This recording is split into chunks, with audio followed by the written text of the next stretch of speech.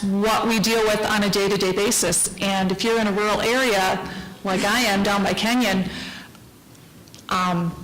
you are doing a lot of buffering if you're trying to watch anything. I have a gal in my office that I work with, and I asked her today before I came up, how is your internet, service out of your place out in the country? They live on a dairy farm about 4 miles out of town. And she said, well, I can do my email, but I really can't watch anything on YouTube, or if I check in on one of the major news stations, I can usually see the stories, but I don't even try to watch any of the videos. So it's a problem. And part of the frustration, a big part of the frustration for people is that they're paying quite a bit of money for a service that they're not getting, and that's where people have kind of had it. When I went on to look at my gal that commutes from home, I went to look up her comments on our internet provider's Facebook page, right? Do a little digging and sourcing there. It was 2 weeks from the date that she had started posting on it, and it took me 45 minutes to scroll down through all of the complaints, and this was nationwide, for this poor company. I'm thinking the people working there answering these complaints probably have Pepto-Bismol next to the K-cups in their lounge, because that has to be really, really frustrating to deal with that.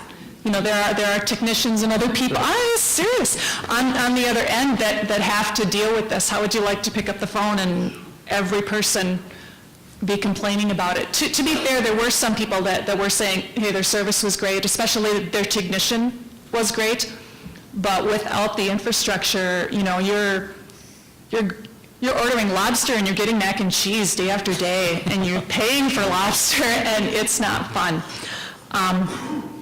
Our school also, the Kenyon Wanamingo School District, has made steps towards a one-to-one initiative. And this year, all of the freshman class received Chromebooks, and they have carts of Chromebooks that other junior high classes are sharing and the elementary school is sharing.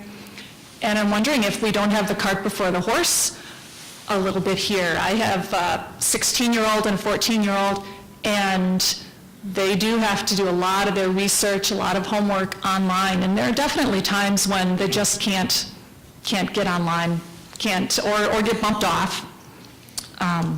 The consistency, it seems to be a problem. I don't know that anyone's really touched on that yet, the availability and affordability, but when you're partway through something, when you push that send button for your airline ticket, when you put in your credit card, and you suddenly get bumped off the internet, you don't know where you're at. Earlier in the pre-session, they talked about businesses, and that's something that certainly speaks to a small town area. We have older business people who are not embracing technology, partly because the infrastructure's not there for them consistently, and partly because they just don't understand it. Kenyon is situated in a neat area. We're about an hour south of the Twin Cities and about an hour from Rochester.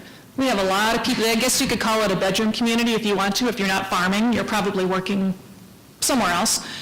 But for those people that want to live the rural life and live out in the country, it's frustrating when you can't get on the internet at home. I talked to, I mentioned we're a big farming community. I talked to Ryan Overby. He and his father farm out in rural Kenyon area. They're big into land and water, soil and water conservation. They received Goodhue County in 2012 the Soil and Water Conservation Award. And I asked Ryan, how much do you use the internet for farming? The farmers, you think they're out in the barn or they're on the tractor. Well, he said actually quite a bit. He goes online and looks up latest technology. He's been researching John Deere on the John Deere website, looking at some new equipment. They can get test results on chemicals and fertilizers, find out the current market price. A lot of things that if you have access to the internet, because your phone is always within arm's reach nowadays, right? Your smartphone is. You could take that for granted if you didn't have it. So there are, at a lot of levels, it's not just technology companies, it's these young farmers that are using technology. If you're on Twitter, I checked into some of the Twitter feeds related to agriculture, and they're out there all the time. They're online, they're savvy, they know what's going on, and they're using that research, but they need to be able to access it. Well, thank you, Terry. That was fantastic. Did you have anything else to add, or? Don't let me keep going. Okay, all right, very good. Very good. Well, folks, join me in acknowledging and recognizing our initial panelists here. What a great job. Really appreciate it. So those 6 perspectives constituted the stakeholder component of our panel. We also are privileged to have 3 outstanding public servants and my colleagues in the House with us today to serve as a respondent legislative panel and to provide some initial feedback and thoughts of their own. And I want to give everybody a warning. We have about a half hour left here today with this panel, and we would like to turn it over to you for audience questions or comments. So if you have any, be thinking of them. We've got a couple of young gentlemen with microphones that will be running around shortly. So think of your questions. In the meantime, though, I'd like to introduce our panelists one by one here. Representative Sheldon Johnson was first elected to the Minnesota House in 2000. He represents the southeast neighborhoods of St. Paul. Serving in his 7th term, he's the chair of the Labor, Workplace, and Regulated Industries Committee. He is also chair of the Mississippi River Parkway Commission of Minnesota. He retired from a 35-year career in Ramsey County Corrections, working in juvenile and adult probation, as well as family court. He is a graduate of Bethel University and the University of St. Thomas, where he received a master's in psychology. Representative Johnson is married to a public school teacher and has 2 adult daughters. Before I hand the mic over to Representative Johnson, I'd just like to acknowledge the great work he has done on the subject of broadband throughout the years, and really an expert in his own right in the House, and look forward to working with you in the session ahead. Representative Johnson. Hold your applause, please. It's great to be here, and I just jotted down a couple of notes listening to the folks speak here that stood in my mind regarding the issue before us.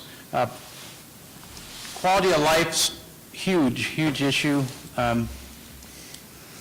Facebook, Twitter, all that stuff. The rural area needs that as much as anybody else, and we want to make sure that occurs. Telemedicine.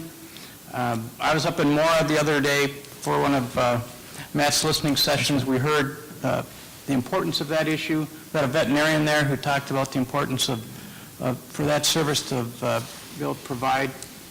Extremely important. Somebody talked about a squeaky wheel. Well, it really is time, I think, for folks to make some noise to your legislators and to the associations and groups that you're involved with about the importance of broadband to your communities, because we as legislators need to hear it.